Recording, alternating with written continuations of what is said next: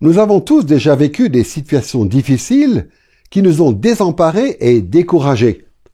Dans ces cas-là, on paierait cher pour avoir un ami qui comprend vraiment ce que l'on vit et qui puisse nous donner quelques conseils pratiques.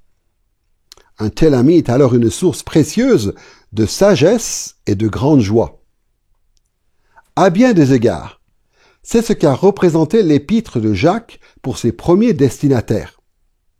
Confrontés à des circonstances compliquées, nombre d'entre eux étaient déroutés et découragés, et Jacques leur a écrit cette lettre pour leur donner de la sagesse. Il a écrit pour leur rappeler que Dieu voulait utiliser ces circonstances pour leur bien, que Dieu était un guide fiable qu'ils devaient suivre, et que s'ils acceptaient la sagesse qui vient de Dieu, ils en ressentiraient beaucoup de joie. Nous entamons la seconde leçon de notre série consacrée à l'épître de Jacques, dans laquelle nous étudierons l'un de ses principaux thèmes, qui sert aussi de fil conducteur dans ce livre. Nous avons intitulé cette leçon « Les deux voies de la sagesse », car nous y verrons les deux types de sagesse divine que Jacques propose à l'Église primitive. Deux types de sagesse toujours d'actualité pour notre vie chrétienne d'aujourd'hui. Dans la leçon précédente, nous avons vu que la structure et le contenu de ce livre reflètent la célèbre littérature de sagesse hébraïque du 1er siècle. Puis nous avons résumé l'objectif original de cet épître en ces termes. Jacques appelle ses lecteurs à rechercher la sagesse qui vient de Dieu pour vivre avec une joie complète les épreuves qu'ils traversent. En fait, Jacques utilise les termes grecs sophia et sophos, qui veulent dire sagesse et sage, dans seulement deux parties de sa lettre. Au chapitre 1, versets 2 à 18, et au chapitre 3, versets 13 à 18. Ces passages ont une importance particulière car ils décrivent chacun l'une des deux voies de la sagesse que Jacques appelle ses lecteurs à suivre. Il est intéressant de noter que pour certains, le thème de la sagesse chez Jacques évoque avant tout la distinction entre la sagesse terrestre et la sagesse qui vient de Dieu. Nous examinerons ces deux types de sagesse plus tard dans cette leçon, mais nous allons surtout nous concentrer sur les deux grandes voies de la sagesse souvent décrites dans la littérature de la sagesse juive. La première est ce qu'on pourrait appeler la sagesse réfléchie. La seconde est la sagesse pratique. Les exemples les plus parlants de sagesse réfléchie se trouvent dans les livres de Job et d'Ecclésiaste qui s'efforcent de discerner les desseins de Dieu à travers les différentes épreuves et difficultés que traversent les hommes. La sagesse pratique est, quant à elle, particulièrement bien illustrée dans le livre des Proverbes, qui vise surtout à conseiller et guider les croyants dans la vie de tous les jours. Dans notre étude des deux voies de la sagesse décrites dans l'épître de Jacques, nous verrons d'abord la sagesse réfléchie, puis la sagesse pratique. Commençons tout de suite par le thème de la sagesse réfléchie, chère à Jacques. Nous avons tous déjà vécu des situations que nous pensions comprendre, mais que nous avons dû ensuite admettre avoir mal interprétées. Bien souvent, nous devons reconsidérer les choses sans nous arrêter aux apparences pour découvrir leur sens profond. Et c'est ce que fait Jacques dès le début de sa lettre. Il appelle ses lecteurs à aller au-delà des apparences quant à leurs circonstances éprouvantes, et il les invite à réfléchir à ce qui se passe réellement dans leur vie. Nous analyserons comment Jacques présente la sagesse réfléchie en trois temps. Premièrement, nous verrons le besoin de sagesse chez les destinataires de l'épître. Deuxièmement, nous examinerons les conseils que leur donne Jacques. Et troisièmement, nous réfléchirons au lien entre la sagesse et la foi. Commençons par le besoin de sagesse réfléchie chez les destinataires de cette épître. Dans la leçon précédente, nous avons appris que l'épître de Jacques s'adressait au départ aux premiers chrétiens d'origine juive qui avaient sans doute fui Jérusalem à cause des vagues de persécution qui ont suivi le martyre d'Étienne. En lisant la lettre de Jacques, on voit clairement que nombre d'entre eux avaient besoin de soutien dans les situations décourageantes et troublantes qu'ils vivaient dans les contrées où ils étaient désormais dispersés. Au chapitre 1, verset 2, Jacques semble préoccupé par les besoins de ses lecteurs puisqu'il déclare juste après sa salutation « Mes frères, considérez comme un sujet de joie complète les diverses épreuves que vous pouvez rencontrer. » Pour comprendre le besoin des lecteurs de l'épître de Jacques, il est utile de considérer deux dimensions de ce passage. Nous examinerons donc d'abord l'enjeu des épreuves, puis les divers types d'épreuves auxquelles étaient confrontés les destinataires de cette épître. Commençons tout de suite par l'enjeu des épreuves. Le terme traduit par « épreuve » dans Jacques chapitre 1 verset 2 correspond en grec au nom « peirasmos » qui pourrait se traduire par « épreuve »,« tentation » ou « test ». Le verbe qui en est dérivé, peirazo, se traduirait par « éprouver »,« tenter » ou « tester ». Les différents sens possibles de ces termes permettent de mieux comprendre les difficultés rencontrées par les destinataires d'origine de l'épître de Jacques. En effet, ils vivaient des épreuves difficiles accompagnées de tentations qui avaient pour but de les tester. Hélas, les chrétiens modernes sous-estiment souvent la portée de ce que Jacques désigne sous le terme d'épreuve, car pour nous, les épreuves, les tentations et les tests sont trois concepts bien distincts. Pourtant, les Écritures et les livres de sagesse, tels que Job en particulier, présentent ces concepts comme des aspects inhérents à chaque situation difficile vécue par les croyants. Les circonstances difficiles sont des épreuves dans la mesure où elles sont pénibles et exigent de la persévérance. Mais ces circonstances ne sont pas moralement neutres. Elles représentent aussi des tentations de réagir de façon inappropriée ou de pécher. En outre, ces circonstances difficiles sont des tests par lesquels Dieu éprouve les dispositions de notre cœur. Connaissant le besoin qui résulte de l'enjeu des épreuves, notons aussi qu'au chapitre 1, verset 2, Jacques évoque l'existence de divers types d'épreuves. Par diverses épreuves, Jacques désigne un certain nombre de difficultés créées par les controverses et les conflits entre les croyants pauvres et les croyants riches de l'Église primitive. D'un côté, Jacques parle beaucoup des difficultés rencontrées par les croyants pauvres. D'après Actes chapitre 2 à 6, l'Église primitive de Jérusalem comptait parmi ses membres beaucoup de personnes pauvres. Et comme Jacques écrivait aux chrétiens dispersés en dehors de Jérusalem pour échapper à la persécution, on peut supposer que la proportion de pauvres avait encore augmenté. Au chapitre 1, verset 9 et au chapitre 4, verset 6, Jacques appelle ces chrétiens les humbles ou les frères de condition humble, ce qui correspond au terme grec tapeinos, qui se réfère aux personnes de statut social inférieur. Au chapitre 2, versets 2, 3, 5 et 6, l'auteur les appelle aussi les pauvres, ptokos en grec, qui désignent les personnes économiquement défavorisées. Au chapitre 1, verset 27, Jacques mentionne les orphelins et les veuves, qui correspondent souvent dans les Écritures à une catégorie de population particulièrement exposée à la pauvreté et au mauvais traitement. Au chapitre 2, verset 2, Jacques indique que certains de ces chrétiens démunis portaient des habits misérables et au chapitre 2, verset 15, on apprend qu'au moins une partie d'entre eux étaient tellement pauvres qu'ils n'avaient pas de quoi se vêtir ni de quoi manger au quotidien. Jacques insiste beaucoup sur les pauvres. Il est très facile de passer à côté de son véritable message en nous disant qu'il veut parler des pauvres en esprit. S'il nous encourage sans aucun doute à être humbles et pauvres en esprit, c'est les besoins et la situation des personnes matériellement pauvres qu'évoque Jacques. On a dans cet épître une formule semblable à celle des béatitudes de l'évangile de Luc, qui proclame « Heureux les pauvres ». Et ici, dans l'esprit de Jacques, il s'agit des personnes démunies physiquement et matériellement.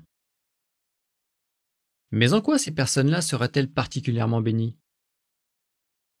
Eh bien, cela a à voir avec le fonctionnement du royaume de Dieu, qui élève toujours les pauvres et rabaisse les forts. On peut ainsi appliquer ça dans la vie ici-bas.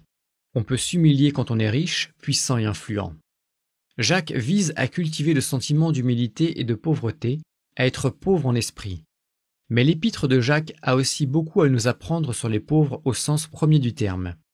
Elle nous apprend que notre trésor est au ciel, que notre royaume est au ciel, et que notre récompense et nos richesses sont toutes célestes. Alors on peut dire qu'un grand renversement eschatologique se prépare, un renversement qui rendra les faibles forts. Dieu réunira le reste de ses fidèles, il réunira les malades et les pauvres, et il les élèvera dans son royaume, tandis que les orgueilleux seront privés de ce qui faisait leur force. Jacques évoque plusieurs problèmes spécifiques aux pauvres et aux humbles dans l'Église. Pour n'en citer que quelques-uns, au chapitre 1, verset 9, l'auteur note que certains d'entre eux avaient tendance à se dénigrer. Ils n'arrivaient pas à se glorifier de leur élévation en tant que personnes choisies par Dieu pour connaître la gloire du salut éternel. D'après le chapitre 3, verset 9, leurs circonstances difficiles les poussaient souvent à maudire les autres tout en honorant Dieu de leur bouche. Au chapitre 3, verset 14, Jacques met en garde ceux qui se laissent entraîner par une jalousie amère envers les autres et par un esprit de rivalité. Le chapitre 4, verset 1, évoque d'ailleurs les conséquences de ces sentiments. La tentation de prendre part aux luttes et aux querelles dans l'Église. Et au chapitre 5, verset 7, Jacques encourage les pauvres à ne pas se laisser gagner par l'impatience, mais à attendre patiemment le retour du Seigneur. D'un autre côté, les croyants riches sont eux aussi confrontés à des épreuves. D'après Actes chapitre 2 à 6, au moins une partie des membres de l'Église primitive de Jérusalem avait suffisamment de moyens pour prendre soin de leurs frères et sœurs en Christ qui étaient démunis. Et apparemment, même après avoir été dispersés par les persécutions, beaucoup d'entre eux restaient relativement riches. Jacques désigne ces croyants riches de différentes manières. Au chapitre 1, verset 10, au chapitre 2, verset 6 et au chapitre 5, verset 1, il les appelle tout simplement les riches, plousios en grec. C'était alors le terme générique pour désigner la classe supérieure de la société. Au chapitre 2, verset 6, on apprend qu'ils jouissaient d'un statut social suffisamment élevé pour régulièrement traduire les gens en justice. Au chapitre 4, verset 13, on lit qu'ils voyageaient pour faire des affaires. D'après le chapitre 5, versets 2 et 3, ils étaient fiers de leurs vêtements, leur or et leur argent. Enfin, le chapitre 5, verset 5, suggère qu'au moins certains d'entre eux vivaient dans les voluptés et dans le luxe. Jacques savait que la richesse apporte son lot d'épreuves. D'après le chapitre 1, verset 10, les riches étaient tentés de se glorifier d'eux-mêmes en oubliant l'humilité qui les avait envahis quand ils se sont repentis de leurs péchés. Le chapitre 1, verset 27, nous apprend que leur richesse les poussait à se laisser corrompre par ce monde. Au chapitre 2, verset 7, Jacques suggère qu'ils étaient tentés de blasphémer en donnant des faux témoignages au tribunal. Et au chapitre 2, verset 16, il affirme que les riches avaient tendance à ne rien faire pour les pauvres. D'après le chapitre 3, verset 9, eux aussi, comme les pauvres, maudissaient les autres tout en prétendant honorer Dieu. Au chapitre 3, verset 14, on apprend qu'ils étaient, eux aussi, animés par une jalousie amère et un esprit de rivalité. Ils n'étaient pas non plus étrangers aux luttes et aux querelles évoquées au chapitre 4, verset 1. Enfin, d'après le chapitre 4, versets 13 à 16, ils avaient tendance à vivre comme s'ils ne dépendaient pas de Dieu tandis que le chapitre 5, verset 3, les accuse d'amasser des richesses. Les pauvres, comme les riches auxquels écrivait Jacques, étaient clairement confrontés à de nombreuses épreuves. Et les uns comme les autres avaient besoin de la sagesse transmise par Jacques dans sa lettre. Nous avons vu que Jacques développe le sujet de la sagesse réfléchie en partant du constat que ses destinataires en avaient besoin dans les épreuves. À présent, examinons les conseils que leur donne Jacques pour faire face à ces épreuves. On peut comprendre beaucoup d'aspects de la théologie chrétienne simplement à travers nos expériences quotidiennes en tant que disciples du Christ. D'autres enseignements chrétiens, en revanche, sont plus compliqués. Alors, pour ne pas nous arrêter à la surface du problème et mieux saisir les desseins cachés de Dieu, nous avons besoin de conseils avisés. Et c'est exactement ce que nous offre Jacques. Un éclairage juste pour nous aider à acquérir la sagesse réfléchie et discerner les objectifs de Dieu derrière les difficultés et les épreuves que nous vivons. Voici les éléments importants que Jacques tente de transmettre et de faire comprendre à ses destinataires au chapitre 1, versets 3 et 4. Vous savez que la mise à l'épreuve de votre foi produit la persévérance. Mais il faut que la persévérance accomplisse parfaitement sa tâche, afin que vous soyez parfaitement qualifiés, sans défaut, et qu'il ne vous manque rien. Il y aurait beaucoup à dire sur les conseils que Jacques donne dans ce passage, mais nous allons nous concentrer sur 4 éléments. Premièrement, Jacques explique que les circonstances difficiles que traversent ses lecteurs constituent une mise à l'épreuve de leur foi. Quand Jacques parle des difficultés que vivent ses destinataires comme d'une mise à l'épreuve de leur foi, il utilise le mot grec « dokimeion », qui désigne le fait de tester, c'est-à-dire contrôler ou confirmer l'authenticité de quelque chose. Dans ce cas précis, Jacques évoque le test de l'authenticité de la foi. En effet, Jacques explique qu'à travers les nombreuses épreuves que vivent ses destinataires, Dieu veut éprouver ce qu'il y a réellement dans leur cœur.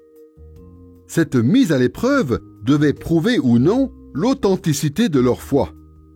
Mais Jacques n'est pas le premier à exposer une telle vision des desseins divins dans les épreuves, puisqu'on retrouve plusieurs fois cette idée dans l'Ancien et dans le Nouveau Testament. Voici par exemple ce que Moïse dit au peuple d'Israël dans Deutéronome chapitre 8, verset 2. « Tu te souviendras de tout le chemin que l'Éternel ton Dieu t'a fait faire pendant ces 40 années dans le désert, afin de t'humilier et de t'éprouver, pour reconnaître ce qu'il y avait dans ton cœur. » L'ensemble des Écritures affirme clairement que Dieu connaît tout, y compris le cœur de chacun. Mais ces versets, et d'autres passages similaires, illustrent une autre vérité biblique que dans son interaction avec les hommes à travers l'histoire, Dieu utilise souvent les difficultés pour révéler ou confirmer ce qu'il y a dans leur cœur. Dans ses conseils pour affronter les épreuves, Jacques n'affirme pas seulement qu'il s'agit d'une mise à l'épreuve de la foi. Il déclare aussi que ces épreuves sont censées produire de la persévérance. Jacques écrit que la mise à l'épreuve produit la persévérance, qui est traduite ici par le mot grec « hypomoné ». Comme en français, le terme « hypomoné » désigne l'aptitude à résister dans l'épreuve. Jacques explique donc que les épreuves permettent de prouver l'authenticité de la foi en donnant aux croyants l'occasion de persévérer et de rester fidèles au Christ. Globalement, l'enseignement du Nouveau Testament sur la persévérance chrétienne comporte 2 volets. D'un côté, la persévérance est un don de la grâce divine. Des passages comme Romains chapitre 6, versets 1 à 14 enseignent que si les disciples de Christ sont capables d'endurer l'épreuve et de persévérer dans la foi, C'est parce que le Saint-Esprit, qui a ressuscité Jésus à une vie nouvelle, nous permet de marcher en nouveauté de vie et dans une obéissance fidèle. Par conséquent, si la persévérance demande un effort de notre part, il faut aussi se rappeler qu'elle est uniquement possible parce que la grâce de Dieu est à l'œuvre en permanence dans nos vies. D'un autre côté, le Nouveau Testament affirme clairement que la persévérance est une condition nécessaire pour le salut éternel. Autrement dit, ceux qui ont expérimenté une foi qui sauve vont nécessairement persévérer dans la foi. Voici ce qu'écrit Paul dans Colossiens chapitre 1, versets 22 et 23. Mais maintenant, par la mort que son Fils a subie dans son corps humain, Dieu vous a réconciliés avec lui, afin de vous faire paraître devant lui saints. Cependant, il faut que vous demeuriez dans la foi, fermement établis sur de solides fondations, sans vous laisser écarter de l'espérance qui est la vôtre depuis que vous avez entendu la bonne nouvelle. Paul affirme ici que les Colossiens ont été réconciliés avec Dieu, mais que cela ne peut être confirmé que s'ils demeurent dans la foi. Cette exigence de la persévérance ne contredit pas le message du salut par la grâce de Dieu, mais elle est inhérente à l'espérance de la bonne nouvelle. En prodiguant ses conseils, Jacques n'évoque pas seulement la mise à l'épreuve de la foi qui produit la persévérance, il mentionne aussi la maturité spirituelle qui en résulte à son tour. L'épître de Jacques parle avant tout de maturité chrétienne. Certains se disent, en la lisant, qu'elle traite du légalisme. Il y est question de règles et de ce qu'on attend exactement de moi. Mais en réalité, c'est un livre écrit pour aider les chrétiens à grandir dans la foi, surtout quand on évolue dans les contextes sociaux difficiles comme les nôtres aujourd'hui. Faire partie de l'Église n'est pas toujours simple, et Jacques le reconnaît bien. Or, pour survivre dans ce monde et dans l'Église, pour s'épanouir dans le monde et dans l'Église, on a besoin de maturité, on a besoin d'être parfait et accompli. Et Jacques nous dit comment y parvenir. Comment avancer dans la vie en gagnant en maturité pour être prêt à tout ce que le monde, le diable et la chair peuvent nous infliger comme épreuve.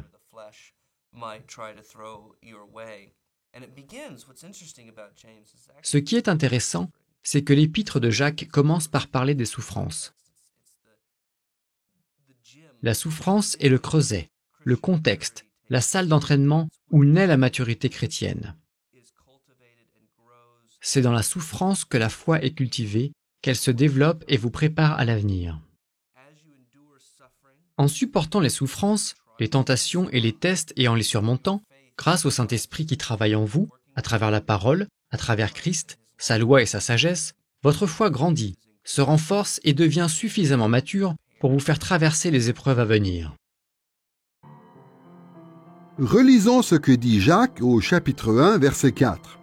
« Mais il faut que la persévérance accomplisse parfaitement sa tâche, afin que vous soyez parfaitement qualifiés, sans défaut, et qu'il ne vous manque rien. » Sachant que les épreuves et l'endurance sont source de maturité, Jacques demande à ses destinataires de laisser la persévérance accomplir parfaitement sa tâche en eux. Car elle en fera des hommes parfaitement qualifiés, sans défaut, à qui il ne manque rien. Mais attention aux interprétations. Jacques ne dit pas que nous allons devenir, au cours de notre vie terrestre, des chrétiens sans défaut à qui il ne manque rien du point de vue moral. En effet, des passages comme 1 Jean chapitre 1 verset 8 nous confirment que si nous prétendons être sans péché, nous nous trompons nous-mêmes et la vérité n'est pas en nous. Ce que Jacques signifie par ces mots, c'est que nous pouvons continuer à grandir dans l'obéissance à Dieu et qu'au jour du jugement, au retour du Christ, il ne nous manquera rien. Rien ne pourra nous disqualifier. Après avoir donné des conseils pour mieux aborder la mise à l'épreuve, la persévérance et la maturité, Jacques indique qu'à la fin de ce processus, une grande récompense attend les chrétiens. L'auteur évoque cette récompense au chapitre 1, verset 12, en ces termes. « Heureux l'homme qui endure la tentation, car, après avoir été mis à l'épreuve, il recevra la couronne de vie que le Seigneur a promise à ceux qui l'aiment. » Comme l'explique Jacques dans ce passage, tous ceux qui endurent la tentation réussissent leur mise à l'épreuve, ce qui leur vaudra de recevoir la couronne de vie éternelle dans le royaume glorieux de Dieu, couronne que le Seigneur a promise à ceux qui l'aiment. En apportant tous ces éclairages à ses lecteurs, Jacques leur offre une sagesse réfléchie et de la clairvoyance. Il leur donne des pistes pour mieux comprendre les épreuves qu'ils traversent en leur disant que chaque épreuve est en réalité un don de Dieu qui a pour finalité leur bénédiction éternelle. L'un des thèmes qui apparaissent dès le début de l'épître de Jacques et que l'on retrouve ensuite à plusieurs reprises est l'importance de persévérer dans la souffrance. Et c'est, explique-t-il, ce qui est réellement à l'origine de la maturité chrétienne. Au début du chapitre 1, il dit « Mes frères, considérez comme un sujet de joie complète les diverses épreuves que vous pouvez rencontrer. » Puis il précise pourquoi. « Sachant que la mise à l'épreuve de votre foi produit la patience. » Et il continue en déclarant « Mais il faut que la patience accomplisse une œuvre parfaite, afin que vous soyez parfaits et accomplis, et qu'il ne vous manque rien. » Alors on pourrait se dire que la souffrance est un signe que Dieu nous a abandonnés. Mais Jacques, lui, y voit le signe que Dieu va travailler en nous, pas seulement malgré les souffrances que nous traversons, mais à travers elles, pour nous transformer à l'image du disciple qu'il veut faire de nous. Et c'est là que l'on gagne vraiment en maturité. Jacques continue, au verset 12 du chapitre 1, en affirmant « Heureux l'homme qui endure la tentation, car après avoir été mis à l'épreuve, il recevra la couronne de vie que le Seigneur a promise à ceux qui l'aiment. » Il nous offre alors une vision différente de la souffrance. En fait, ce n'est pas quelque chose que nous devrions chercher à éviter. Dans notre culture, on considère que les souffrances évitées sont un signe de réussite, alors qu'ici, Jacques décrit les souffrances comme une occasion de grandir. Elles sont le creuset de la maturité chrétienne, qui s'en trouve perfectionnée. En mettant l'accent sur la sagesse réfléchie, Jacques répond aux besoins de ses destinataires dans les circonstances difficiles qu'ils traversent. Il en profite aussi pour leur prodiguer des conseils. Maintenant, voyons une autre vérité exposée par Jacques. La voie vers la sagesse réfléchie passe par la foi. Quand on y pense, ce que dit Jacques à ses lecteurs concernant leurs épreuves ne fait que reprendre les enseignements chrétiens bien connus. Mais comme on le sait tous, en période difficile, on peut se retrouver tellement dépassé qu'on a du mal à se raccrocher même aux éléments les plus basiques de la foi chrétienne. Apparemment, Jacques craignait que ses destinataires n'en soient là, c'est pourquoi il les prévient sans tarder que pour accepter pleinement les vérités qu'il vient d'énoncer, ils doivent se tourner vers Dieu avec la foi. Voici ce qu'on lit dans Jacques, chapitre 1, verset 5. « Si quelqu'un d'entre vous manque de sagesse, qu'il la demande à Dieu, qui donne à tous libéralement et sans faire de reproche, et elle lui sera donnée. » Jacques savait que pour avoir la sagesse nécessaire pour comprendre les desseins souvent cachés de Dieu dans les moments d'épreuve, nous devons la demander à Dieu. Mais juste après, au chapitre 1, versets 6 à 8, Jacques établit un lien entre la demande de sagesse et la foi en disant « mais qu'il la demande avec foi, sans douter. Que celui qui doute ne pense pas qu'il recevra quelque chose du Seigneur. C'est un homme irrésolu, inconstant dans toutes ses voies. » Dans ce passage, Jacques affirme qu'en priant pour avoir la sagesse, nous devons le faire avec foi, sans quoi nous ne sommes que des gens irrésolus. Malheureusement, beaucoup de chrétiens bien intentionnés ont mal interprété les instructions de Jacques de demander avec foi, sans irrésolution. Ils ont cru qu'il suffit de soumettre des requêtes particulières à Dieu avec confiance, qu'il suffit d'avoir assez de foi pour que Dieu réponde à nos demandes et accède à nos désirs. Mais ce n'est pas ce que dit Jacques. Quand il parle de demander avec foi, il veut dire qu'il faut le faire en étant fidèle à Dieu. On le sait parce que lorsque Jacques décrit le contraire de demander par la foi, il parle en termes d'irrésolution, d'homme partagé. Et pour Jacques, être irrésolu équivaut à être sérieusement révolté contre Dieu. Voici ce que dit Jacques des hommes irrésolus au chapitre 4, versets 8 et 9. « Nettoyez vos mains, pécheurs. Purifiez votre cœur, hommes partagés. Ayez conscience de votre misère, soyez dans le deuil et dans les larmes, que votre rire se change en deuil et votre joie en tristesse. » Notez qu'ici, les hommes partagés, c'est-à-dire irrésolus, ne sont pas seulement ceux qui manquent de confiance en priant. Ce sont des pécheurs qui doivent purifier leur cœur. Leur infidélité est telle qu'ils devraient être dans le deuil et la tristesse. Dans le contexte de l'épître de Jacques, il ne s'agit donc pas simplement de personnes qui manquent de confiance en Dieu et en sa réponse à leurs prières. Par ce terme, l'auteur se réfère à un déni profond de la bonté de Dieu. Apparemment, certains lecteurs de Jacques blâmaient Dieu pour leurs échecs. Ils se disaient que Dieu leur avait envoyé des épreuves et qu'il était donc un Dieu mauvais puisqu'il les tentait en les poussant au péché. C'est à ce type de révolte flagrante contre Dieu que Jacques pense en parlant d'hommes partagés ou irrésolus. Voici comment Jacques corrige cette idée profondément fausse au chapitre 1, versets 13 et 14. Que personne, lorsqu'il est tenté, ne dise « C'est Dieu qui me tente ». Car Dieu ne peut être tenté par le mal et ne tente lui-même personne. Mais chacun est tenté parce que sa propre convoitise l'attire et le séduit. Il est important de noter que ce qui est ici traduit par « tenter » correspond au mot grec « peirazo » qui est traduit au chapitre 1, verset 2 par le terme « épreuve ». Dans ce passage, Jacques insiste sur le fait que Dieu ne tente lui-même personne. Cette traduction reflète bien l'usage du pronom grec « autos » lui-même qui insiste sur le sujet. Ce verset ne dit pas simplement que Dieu ne tente ou ne met à l'épreuve personne. Il est dit littéralement que Dieu ne tente lui-même personne. Comme on l'apprend dans les premiers chapitres du livre de Job, Dieu est en contrôle de toutes les tentations, épreuves et tests.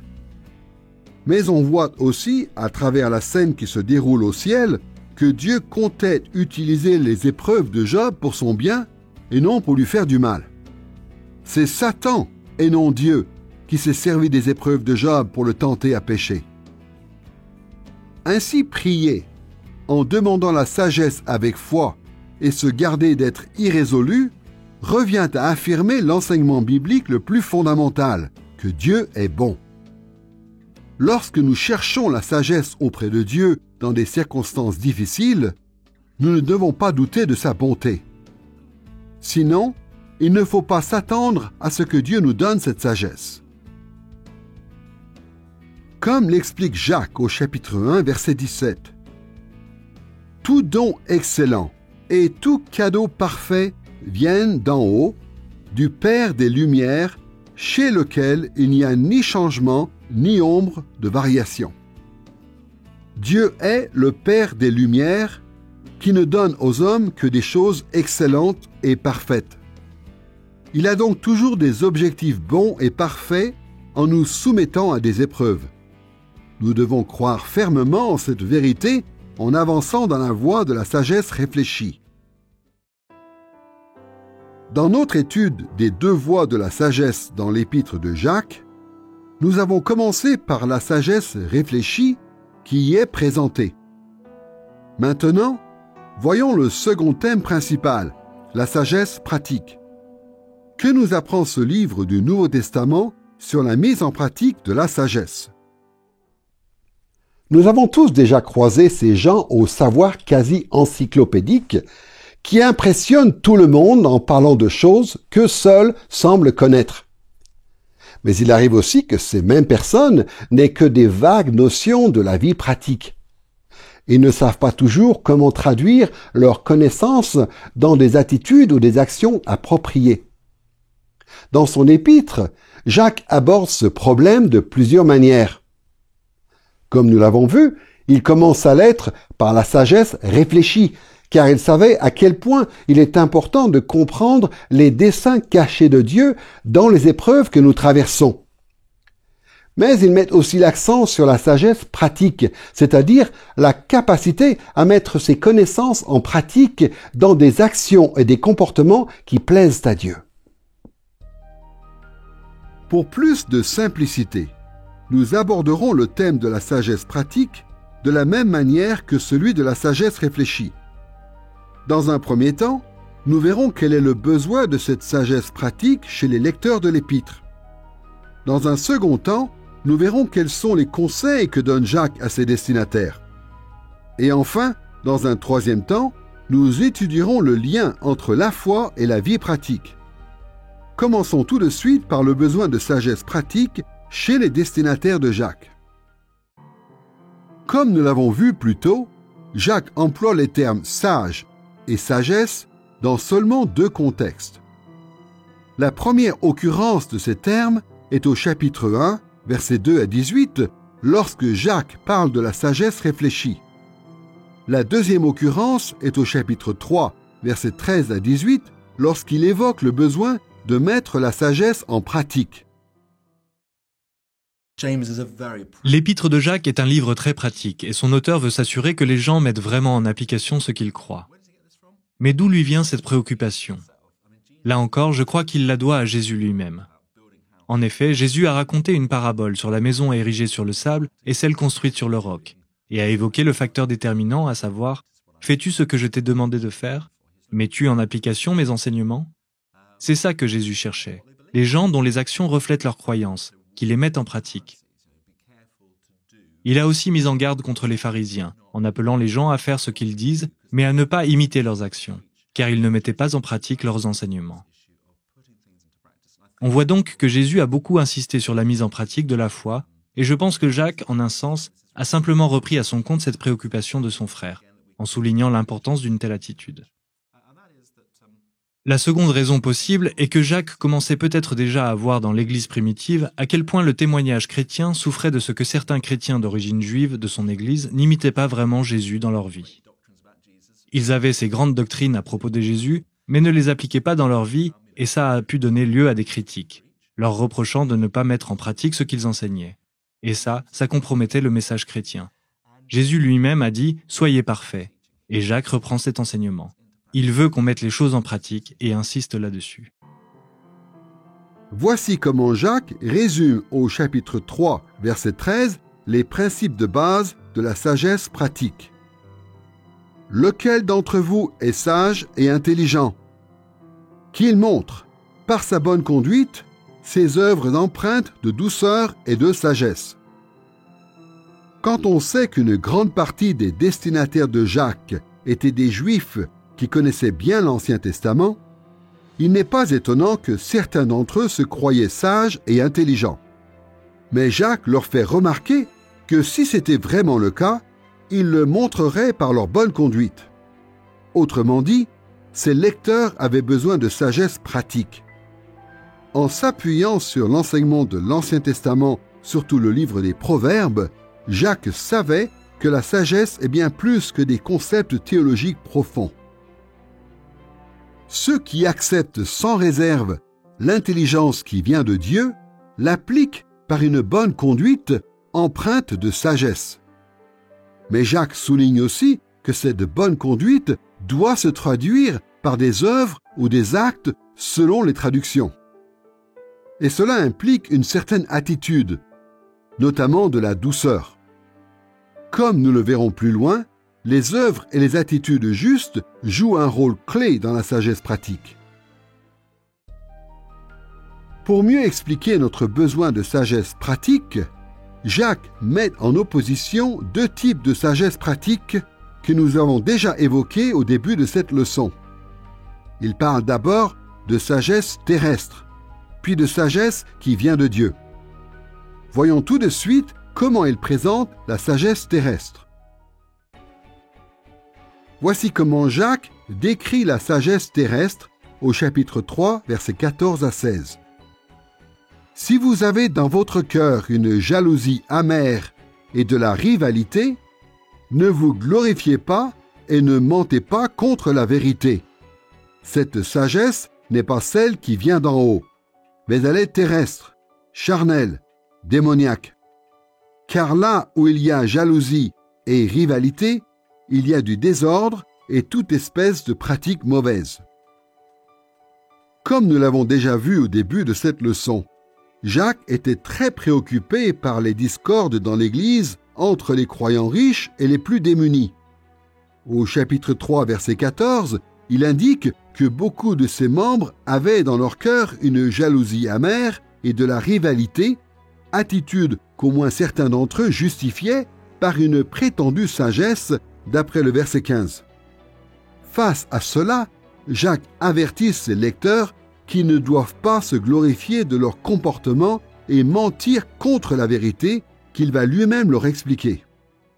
Beaucoup de chrétiens modernes ne comprennent pas pourquoi Jacques s'inquiétait tant des conflits de l'Église primitive entre les croyants riches et les croyants pauvres.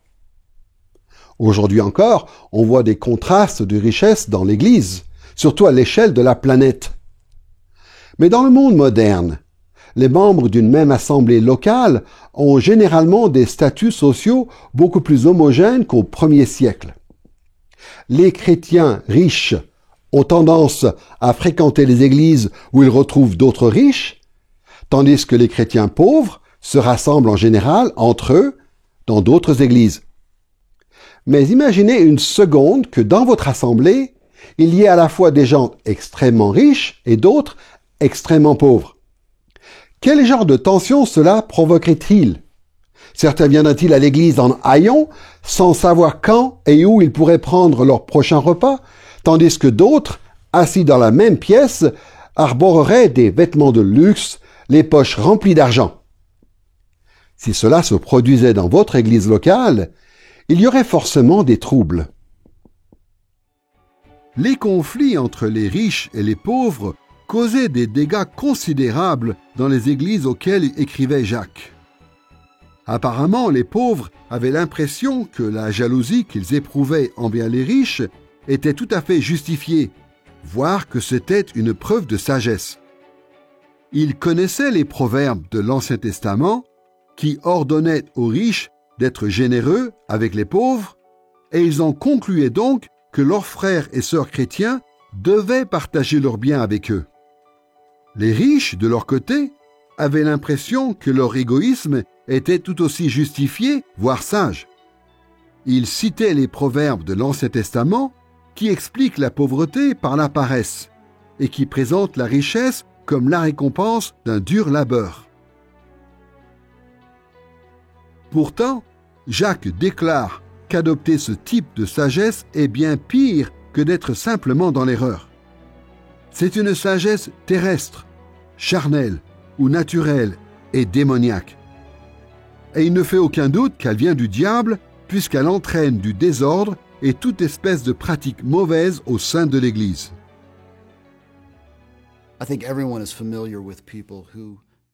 Je pense qu'on connaît tous des gens qui se croient sages, ce qui va souvent de pair avec l'arrogance, l'hostilité et une certaine envie d'anticonformisme. Jacques déclare que ce n'est pas une sagesse qui vient de Dieu. En fait, ce type de sagesse, la sagesse terrestre, n'est pas seulement dangereuse ou inutile, elle est démoniaque, nous dit Jacques. Par opposition, la sagesse qui vient de Dieu naît de la crainte de l'Éternel et se traduit donc par l'humilité, par la compassion, par la fidélité au Seigneur. On reconnaît alors que notre sagesse ne vient pas de nous, mais de Dieu lui-même, qui nous l'accorde généreusement, comme le dit Jacques. Et c'est ce type de sagesse que les chrétiens, les disciples de Jésus-Christ, le grand sage qui a plus de sagesse que Salomon, doivent manifester dans leur vie. En fin de compte, au lieu de faire avancer l'œuvre de Dieu, le corps du Christ s'est divisé, ses différents membres s'affrontant entre eux. Les assemblées auxquelles s'adresse Jacques sont tombées dans le piège des démons qui cherchent plus que tout à détruire l'œuvre de Dieu. Et c'est cette destruction qui a poussé Jacques à insister tant sur le besoin de sagesse pratique chez ses destinataires. Après avoir exposé le besoin de sagesse pratique en rejetant la sagesse terrestre destructrice, il propose tout de suite une alternative qu'il appelle la sagesse qui vient de Dieu. Voici comment Jacques décrit la sagesse d'en haut, positive, au chapitre 3, verset 17. La sagesse d'en haut est d'abord pure, ensuite pacifique, modérée, conciliante, pleine de miséricorde et de bons fruits, sans partialité, sans hypocrisie. Dans ce verset, nous voyons ce que Jacques avait en tête en parlant de sagesse d'en haut, c'est-à-dire la sagesse qui vient de Dieu. C'est une sagesse qui est pacifique, modérée, conciliante, pleine de miséricorde et de bons fruits, sans partialité et sans hypocrisie. Autrement dit, la sagesse d'en haut ne justifie pas à tort la jalousie et l'ambition personnelle égoïste, que ce soit chez les pauvres ou chez les riches. La véritable sagesse qui vient de Dieu encourage un esprit pacifique. Et les enfants de Dieu manifestent cet esprit pacifique en se montrant modérés, conciliants et pleins de miséricorde dans leurs relations avec les autres. Ils portent de bons fruits et agissent sans partialité envers qui que ce soit. Toutes ces attitudes et actions sont la conséquence d'un sincère attachement au Christ. La sagesse qui vient d'en haut, c'est-à-dire de Dieu, et qui est supérieure, reflète bien sûr les attributs mêmes de Dieu. Jacques dit qu'elle est pure, pacifique, douce, pleine de bons fruits et de miséricorde, impartiale et sincère, c'est-à-dire sans hypocrisie, qui sont toutes des qualités qui décrivent Jésus. Jésus était tout ça à la fois. Et comme le fait remarquer Jacques, toutes ces choses ne vous feront pas prospérer dans la vie. Elles ne feront pas de vous quelqu'un qui a réussi et qui a une grande villa. Mais elles se traduiront par la justice et la paix, c'est-à-dire en vrai shalom, en véritable paix. Et c'est intéressant de voir que tout le monde désire vraiment parvenir au shalom, à la complétude, à la plénitude et à la paix. Tous veulent ces choses et pensent qu'ils pourront les obtenir grâce à la sagesse terrestre. Mais en fait, cette paix ne peut être que le résultat de la sagesse qui vient d'en haut. Une sagesse qui ne recherche pas son bénéfice personnel, mais comme le dit Jacques au verset 13 du chapitre 3, qui se caractérise par la douceur et l'humilité. C'est une sagesse qui ne cherche pas son propre avancement, mais privilégie la santé et le bien-être des autres. Au chapitre 3, verset 18, Jacques adresse à ses destinataires ce qui était sans doute un proverbe bien connu à l'époque. Le fruit de la justice est semé dans la paix par les artisans de paix. À l'instar de Jésus, qui a béni les artisans de paix dans Matthieu chapitre 5, verset 9, Jacques indique clairement que les croyants riches, comme les pauvres, recevront une grande récompense s'ils deviennent des artisans de paix dans l'Église. Maintenant que nous avons vu en quoi consiste la sagesse pratique et le besoin de cette sagesse chez les destinataires de Jacques, ce qui l'a motivé à y consacrer une partie importante de son épître, penchons-nous sur les conseils qu'il leur donne pour mettre en pratique la sagesse d'en haut. On évoque souvent chez les chrétiens le besoin de théologie pratique. Nous voulons des sermons aux applications pratiques. Nous voulons des orientations pour mener notre vie. Et dans beaucoup de régions du monde, il existe des livres pour vous conseiller dans presque tous les domaines de la vie. Mais l'épître de Jacques, lui, nous rappelle des normes et des priorités que nous avons bien souvent tendance à oublier en recherchant la sagesse au quotidien. L'épître de Jacques a bien des choses à nous apprendre et des conseils pratiques à nous donner pour la vie de tous les jours. Dans cette leçon, nous en examinerons seulement deux. Premièrement, nous verrons comment Jacques maintient la norme de la loi de Dieu. Et deuxièmement, nous verrons que Jacques dégage certaines priorités dans la loi de Dieu. Commençons tout de suite par examiner la norme de la loi de Dieu. La plupart des chrétiens modernes sont conscients des mises en garde du Nouveau Testament concernant la loi divine de l'Ancien Testament. Tout d'abord, nous savons que l'on obtient le salut par la grâce au moyen de la foi et non par les œuvres. Et nous avons tout à fait raison de suivre les recommandations de Paul dans des livres comme l'Épître aux Galates, en nous opposant à toute tentative de gagner le salut par l'obéissance à la loi. D'autre part, nous savons que nous ne devons plus appliquer la loi de Dieu comme si nous vivions encore à l'époque de l'Ancien Testament. Nous suivons, à juste titre, les instructions de livres comme l'Épître aux Hébreux, en nous efforçant d'appliquer la loi de Dieu comme Jésus-Christ, ses apôtres et ses prophètes nous ont enseigné à le faire à l'ère du Nouveau Testament. Cela étant dit, malgré l'importance de ces mises en garde, elles sont absentes de l'Épître de Jacques. Jacques a plutôt tendance à évoquer la loi de Dieu en des termes très positifs. Il met l'accent sur ce qu'on appelle traditionnellement la troisième utilisation de la loi, qui consiste à obéir à la loi de Dieu par gratitude pour la grâce que Dieu nous a manifestée en Christ.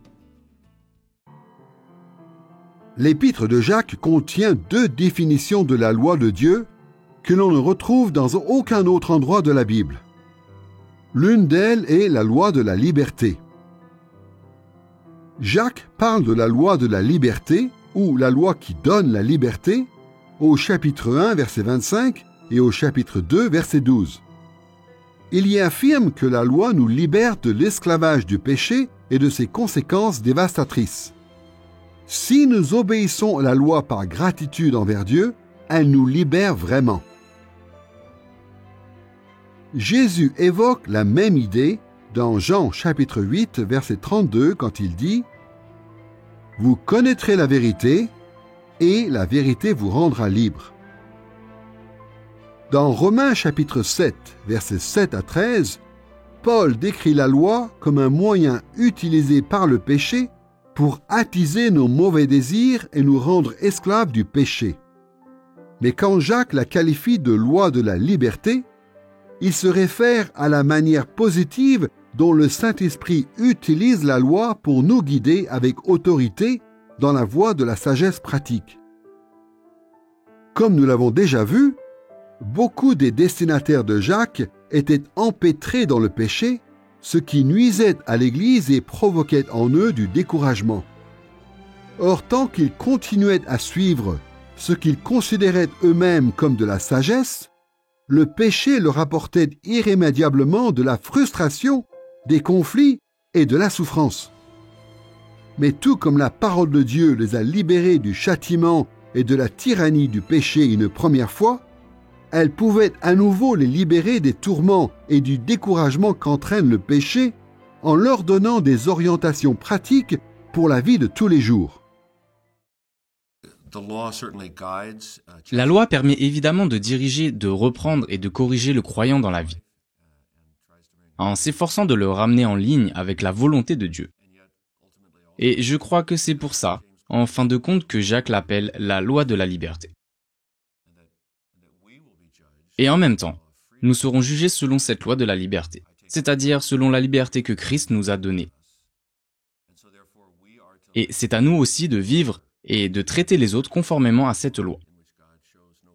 Nous serons jugés selon cette loi, dans laquelle Dieu ne montre aucune partialité et offre gratuitement sa grâce. Nous devons donc nous aussi manifester la même grâce et la même impartialité les uns envers les autres, riches ou pauvres, jeunes ou vieux, esclaves ou libres, hommes ou femmes, comme le dit justement saint Paul. C'est pourquoi Jacques insiste au chapitre 1, versets 22 à 25. Pratiquez la parole et ne l'écoutez pas seulement en vous abusant par de faux raisonnements. Celui qui a plongé les regards dans la loi parfaite, la loi de la liberté, et qui persévère, non pas en l'écoutant pour l'oublier, mais en la pratiquant activement, celui-là sera heureux dans son action même. Jacques ne qualifie pas seulement la loi de Dieu de loi de la liberté, mais il l'appelle aussi, dans un sens positif, la loi royale. Au chapitre 2, verset 8, Jacques appelle la loi de Dieu la loi royale, une expression qui renvoie à un aspect des commandements divins qui apparaît aussi bien dans l'Ancien que dans le Nouveau Testament. La loi de Dieu était son décret royal, donné par le roi suprême à son peuple en tant que citoyen de son royaume. Il faut reconnaître que pour nous, les lecteurs modernes, il est souvent difficile de saisir la portée de cette métaphore royale. Peu d'entre nous vivent dans des pays gouvernés par des rois puissants. Les destinataires de l'épître de Jacques vivaient, eux, sous l'autorité de l'empereur romain. Ils savaient ce qu'implique le titre de loi royale appliqué à la loi de Dieu. Pour dire les choses simplement, ils comprenaient que la loi de Dieu n'était pas à prendre à la légère. Ce n'est pas quelque chose que l'on peut décider de prendre au sérieux ou non selon notre envie. Elle vient du roi divin de l'univers et en tant que telle, elle a, dans tous ses aspects, une autorité absolue sur nous. Voici comment Jacques développe le thème de l'autorité de la loi royale de Dieu au chapitre 2, versets 8 à 10. Si vous accomplissez la loi royale selon l'Écriture, vous faites bien, car quiconque observe toute la loi, mais pêche contre un seul commandement, devient coupable envers tous. Une majorité, voire tous les lecteurs chrétiens d'origine juive qui lisaient Jacques, comprenaient l'importance de la loi de Dieu. Mais comme on le voit dans ce passage, ils respectaient seulement certaines parties de la loi et en laissaient d'autres de côté. Jacques leur rappelle donc qu'il s'agit de la loi royale selon l'Écriture, une loi donnée par le roi divin. Et c'est pour cela que quiconque observe toute la loi mais pêche contre un seul commandement devient coupable envers tous. Les rois humains des civilisations anciennes n'auraient jamais toléré que leurs sujets respectent seulement les lois du pays qui leur plaisaient ou leur convenaient. De même, il est inacceptable que les disciples du Christ respectent uniquement les lois du royaume de Dieu qui leur plaisent ou leur conviennent. De même, il est inacceptable que les disciples du Christ respectent uniquement les lois du royaume de Dieu qui leur plaisent ou leur conviennent. Les souverains de l'Antiquité considéraient une telle sélectivité comme une rébellion contre leur autorité royale. Et Dieu, lui aussi, considère une telle sélectivité comme une rébellion contre son autorité royale. La loi de Dieu constitue la norme de la sagesse pratique et elle libérera tous ceux qui cherchent sincèrement à obéir à tous ses préceptes royaux. Nous avons vu que d'après Jacques, les conseils pour atteindre la sagesse pratique se trouvent dans la norme de la loi de Dieu. À présent, voyons comment il met en avant certaines priorités dans la loi de Dieu. Soyons honnêtes. À chaque fois que les chrétiens évoquent l'idée d'obéir à tous les commandements que Dieu nous a donnés, on se heurte à un problème pratique. Il y a bien trop de commandements pour pouvoir tous les mémoriser, sans même parler d'y obéir. Donc, étant des êtres par définition limités, nous sommes bien obligés de nous concentrer sur seulement quelques-uns de ses commandements. Et dans ce cas-là, bien sûr, il est facile d'ignorer l'autorité de la parole de Dieu en nous concentrant uniquement sur les parties de la Bible auxquelles nous voulons bien obéir. Pour éviter cet écueil, nous devons reconnaître les priorités établies par la loi elle-même. Ensuite, à nous de toujours privilégier les aspects les plus importants de la loi de Dieu. Souvenez-vous comment Jésus aborde la question des priorités dans la loi de Dieu dans Matthieu chapitre 22, versets 34 à 40, où il a identifié les 2 plus grands commandements. Il déclare de façon très claire que le commandement d'aimer Dieu, énoncé dans Deutéronome chapitre 6, verset 5, est le principe le plus important à garder en tête. Vient ensuite le principe de l'amour du prochain, tiré de Lévitique chapitre 19, verset 18. L'apôtre Paul comprenait parfaitement que le plus grand des commandements est celui d'aimer Dieu, ce qui ne l'empêche pas aussi de dire dans Galates chapitre 5, verset 14, que toute la loi se résume dans le commandement d'aimer son prochain comme soi-même. Chose intéressante, c'est aussi ce que déclare Jacques.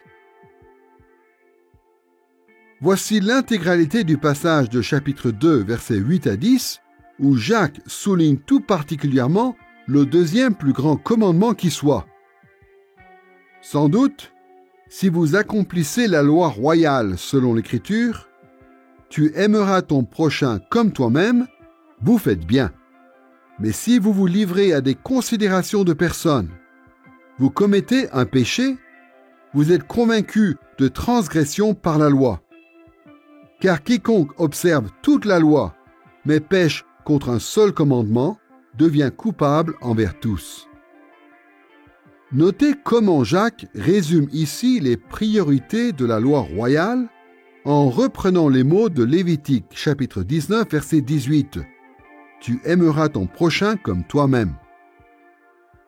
On comprend aisément pourquoi il choisit de le formuler en ces termes, quand on sait que les tensions dans l'Église entre les croyants pauvres et les croyants riches étaient dues à la négligence de ce 2e plus grand commandement. Comme le fait remarquer Jacques dans ce passage, ceux qui se livrent à des considérations de personnes, en favorisant les riches, sont convaincus de transgression par la loi. Et ça, ce n'est pas rien. Ça signifie que toute personne qui néglige cette seule et unique loi, en respectant tous les autres commandements, devient coupable envers tous. Donc la loi de Dieu est un guide qui fait autorité en matière de sagesse pratique et qui nous donne comme grande priorité de nous aimer les uns les autres, faisant suite au commandement d'aimer Dieu de tout notre cœur.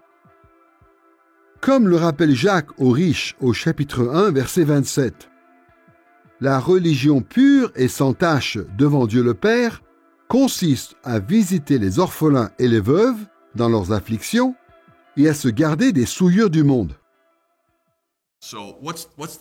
Alors, qu'est-ce qui permet de reconnaître une religion authentique ? Eh bien, ce ne sont pas les bonnes actions morales qui vous donnent une bonne image en société. Le vrai test, c'est de voir si vous faites ou non la volonté de Dieu quand personne ne vous regarde, quand il n'y a aucun bénéfice à en tirer. Or, Dieu se préoccupe de l'orphelin et de la veuve, 2 catégories de personnes qui ne peuvent rien vous donner en retour. Donc, se montrer gentil avec son voisin ou son patron n'est pas une preuve de religion authentique. Mais souvenez-vous que Dieu aime les pauvres. Il prend soin des plus faibles et ne reçoit rien en retour, aucune récompense matérielle. Bien sûr, il reçoit nos louanges et prend plaisir à nous voir faire le bien. Mais prendre soin de ceux qui n'ont rien à nous offrir en retour, voilà le vrai grand test. Jacques insiste sur le fait que les riches doivent suivre les priorités définies par la loi de Dieu en aimant leurs frères et sœurs les plus démunis. Mais l'amour du prochain revêt une telle importance en termes de sagesse pratique que Jacques montre comment ce commandement s'applique aussi aux pauvres. Pour ne citer que quelques exemples, à plusieurs endroits de son épître, Jacques montre qu'aimer son prochain signifie aussi utiliser la langue comme un instrument de bénédiction. Au chapitre 1, verset 19, Jacques encourage ses lecteurs à être prompts à écouter, mais lents à parler et lents à se mettre en colère contre les autres. Au chapitre 4, versets 1 à 3, Jacques souligne que les querelles, les conflits et la médisance n'ont pas lieu d'être parmi les fidèles de Dieu. Au chapitre 4, verset 11, il condamne à nouveau la médisance et au chapitre 5, verset 9, il ordonne à ses lecteurs de ne pas se plaindre les uns des autres.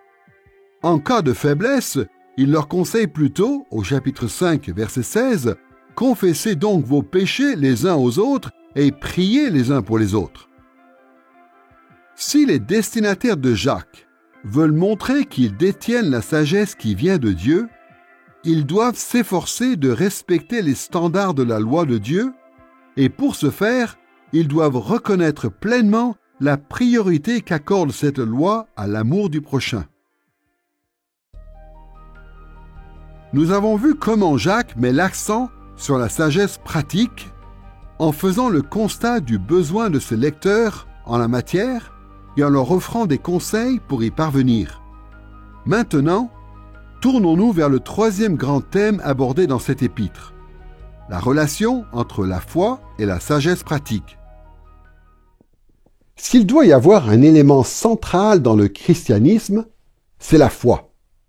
On parle de foi chrétienne. On désigne le Christ comme l'objet de notre foi. Et la doctrine protestante affirme le principe de sola fide, la justification par la foi seule. Le rôle essentiel que nous reconnaissons aujourd'hui à la foi vient de la place centrale que lui accorde le Nouveau Testament. La foi était aussi au cœur même de la chrétienté du premier siècle. Et c'est pour cela que Jacques, pour bien faire comprendre à ses lecteurs l'importance de la sagesse pratique, a soulevé la question de la foi. Par manque de temps, nous examinerons seulement deux liens qu'établit Jacques entre la sagesse pratique et la foi. Pour commencer, il explique la relation entre la foi et les œuvres, puis il traite la question de la foi et la justification. Voyons sans tarder comment Jacques présente le lien entre la foi et les œuvres. Jacques commence son argumentation au chapitre 2, verset 14, en demandant sans détour: « Mes frères, à quoi bon dire qu'on a la foi si l'on n'a pas les œuvres? Cette foi peut-elle sauver? » Et bien évidemment, pour Jacques, la réponse est non. Une foi qui ne s'accompagne pas d'œuvres ne peut pas sauver. En français, foi et croire traduisent les mots grecs pistis et le verbe qui en est dérivé pistéos. Ces termes figurent des centaines de fois dans le Nouveau Testament, mais comme en français, en grec ancien, foi, croyance ou croire peuvent désigner une variété de concepts. Par exemple, ces mots désignent parfois, dans le Nouveau Testament, la simple adhésion intellectuelle, la conviction que quelque chose est vrai. Ils se réfèrent aussi par moments à une approbation provisoire et d'autres fois, ils sont utilisés pour parler de ce que les théologiens appellent la foi qui sauve. Cette foi qui sauve, c'est une confiance pleine et entière en Christ comme la seule source de notre salut, source qui donne la vie. Jacques savait que les mots comme foi et croire pouvaient désigner bien des choses. C'est pourquoi il appelle ses lecteurs à examiner la foi qui les anime. Voici ce que dit Jacques au chapitre 2, verset 19, comme pour défier ses lecteurs chrétiens d'origine juive. « Tu crois qu'il y a un seul Dieu? Tu fais bien. Les démons le croient aussi, et ils tremblent. » En admettant que ses lecteurs croient, du verbe pistéo, qu'il y a un seul Dieu, il fait référence à ce qu'on appelle le schéma. La confession de foi de l'Ancien Testament, qui figure dans Deutéronome chapitre 6, verset 4, dit « Écoute Israël, l'Éternel notre Dieu, l'Éternel est un. » Pour Jacques, c'est une bonne chose que ses lecteurs adhèrent intellectuellement à cette vérité, mais ce type de foi ou de croyance ne suffit pas, car les démons le croient aussi. D'ailleurs, les démons tremblent d'effroi à cette idée même, mais en vain. Une adhésion intellectuelle sans obéissance ne constitue donc pas une foi qui sauve. Ou pour reprendre la formule lapidaire de Jacques au chapitre 2, verset 26, « Comme le corps sans esprit est mort, de même la foi sans les œuvres est morte. » Maintenant, en gardant à l'esprit ce principe simple concernant la foi et les œuvres, voyons comment Jacques présente le lien entre la foi et la justification.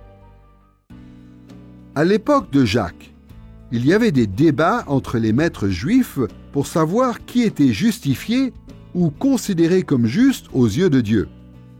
Et cette question est aussi restée centrale dans l'Église chrétienne du 1er siècle. Qui peut se dire justifié? Qui est considéré comme juste? Au chapitre 2, versets 21 à 24, Jacques répond à ces questions en ces termes.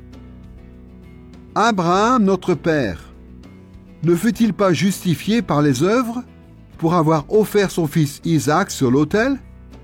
Vous le voyez, c'est par les œuvres que l'homme est justifié, et non par la foi seulement. » Ici, quand il évoque le fait d'être justifié, Jacques utilise le verbe grec dikaio, qui veut dire déclarer quelqu'un juste, justifié ou reconnaître juste. L'auteur reconnaît que Abraham a été justifié ou reconnu juste par ses œuvres, c'est-à-dire en offrant son fils Isaac à Dieu, comme le rapporte Genèse chapitre 22. Partant de là, Jacques conclut que personne n'est justifié ou reconnu juste par la foi seule. Toute personne que Dieu accepte en la déclarant juste est justifiée par ses œuvres. Cette déclaration de Jacques a fait naître toutes sortes de controverses au cours des siècles, essentiellement parce qu'elle semble contredire l'enseignement de l'apôtre Paul sur la justification. Au chapitre 2, verset 24, Jacques affirme « C'est par les œuvres que l'homme est justifié et non par la foi seulement. » L'apôtre Paul, lui, écrit dans Galates chapitre 2, verset 16, « L'homme n'est pas justifié par les œuvres de la loi, mais par la foi en Christ Jésus. » En réalité, il n'y a pas de contradiction entre ces deux enseignements. L'opposition est plutôt à chercher du côté de l'emploi que font Jacques et Paul du même terme, dikaio, c'est-à-dire justifié. Dans la conception théologique de Paul, le terme « justifié » désigne toujours une seule et même réalité. Pour lui, la justification se réfère à la déclaration initiale qui proclame juste tous ceux qui possèdent une foi en Christ qui sauve par l'imputation de la justice de Jésus aux croyants. Jacques, quant à lui, évoque la justification d'une manière différente. Chez lui, le terme dikaio désigne quelque chose qu'on pourrait plutôt traduire par « reconnu juste » ou « approuvé ». Jacques ne nie pas que la justice de Christ est imputée, d'emblée, à toute personne dès qu'elle s'approprie pour la première fois la foi qui sauve. Mais dans sa bouche, dikaio s'applique à quelqu'un qui a confessé sa foi dans le Seigneur Jésus et qui est reconnu juste ou approuvé par l'œuvre du Saint-Esprit dans sa vie. Pour Jacques, la puissance du Saint-Esprit qui agite en nous se traduit par une soumission fidèle à Christ. Peu importe ce qu'affirme quelqu'un, s'il ne montre pas sa foi à travers ses bonnes œuvres, il ne sera pas reconnu juste en fin de compte. Jacques présente donc la relation entre la foi et la justification pour mieux convaincre ses lecteurs de l'importance de la sagesse pratique. Le conflit apparent entre les enseignements de Paul et de Jacques sur la justification par la foi seule est, me semble-t-il, un enjeu essentiel de l'épître de Jacques. Il revient tout le temps sur le tapis.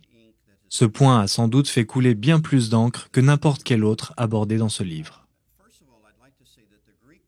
Tout d'abord, j'aimerais faire remarquer que le terme grec « dikaio » désigne parfois l'acte de justification qui, pour faire très simple, est une seule réalité qui comporte deux volets.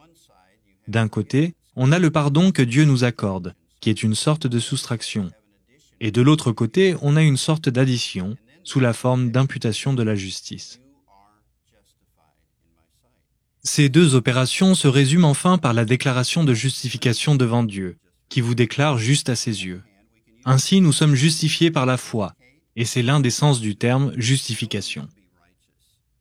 Mais la justification peut aussi désigner le fait d'être reconnu juste ou approuvé.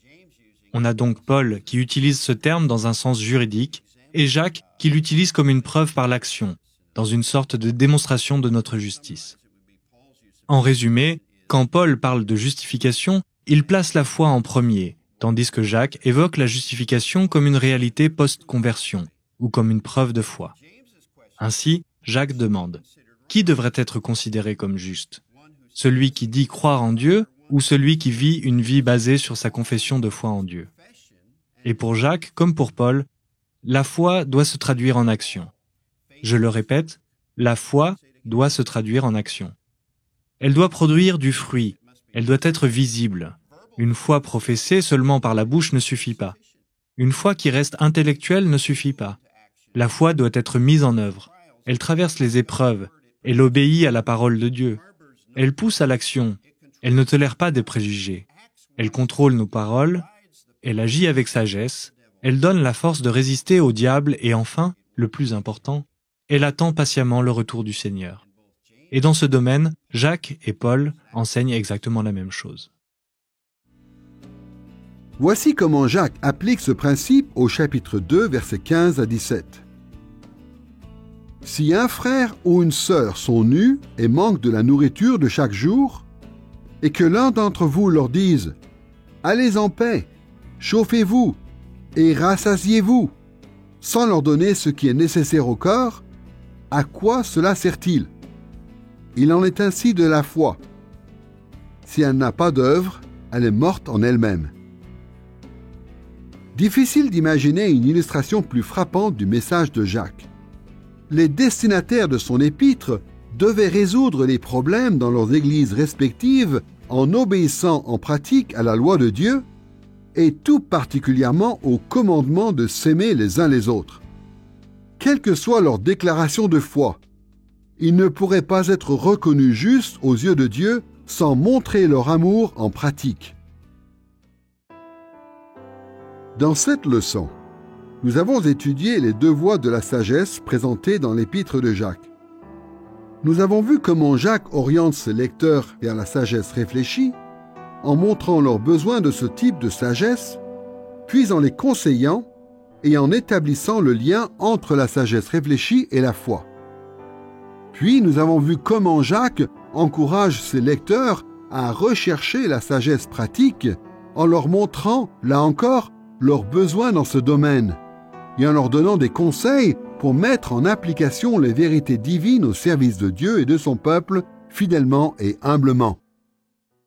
Jacques a appelé les chrétiens d'origine juive du 1er siècle à poursuivre deux voies de la sagesse. Et cela vaut aussi pour nous, les chrétiens d'aujourd'hui. Nous aussi, nous avons besoin tant de la sagesse réfléchie que de la sagesse pratique. Pour recevoir ces dons de Dieu, nous devons suivre l'enseignement de Jacques tout en nous assurant de le faire avec une foi et un dévouement à Dieu sans réserve. Il y a une époque où il est si facile de se laisser entraîner sur la voie de la sagesse terrestre. Prenons au sérieux l'épître de Jacques et suivons les voies de la sagesse qui vient de Dieu.